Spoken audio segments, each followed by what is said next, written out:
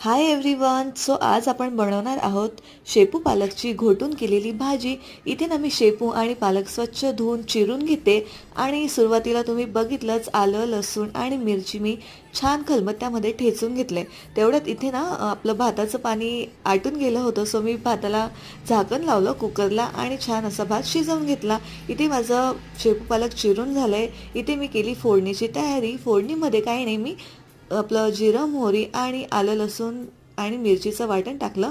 त्याच्यामध्ये हळद धने पावडर आणि मीठ टाकून चिरलेलं शेपू पालक टाकून दिलं आणि छान असं ते खलबत्ता धुवून ते पाणी टाकलं आणि झाकण ठेवून भाजी शिजायला ठेवली. इथे ना मी एका वेगळ्या प्लेटमध्ये आपलं डाळीचं पीठ आणि बाजरीचं पीठ व्यवस्थित मिक्स करून घेतलं.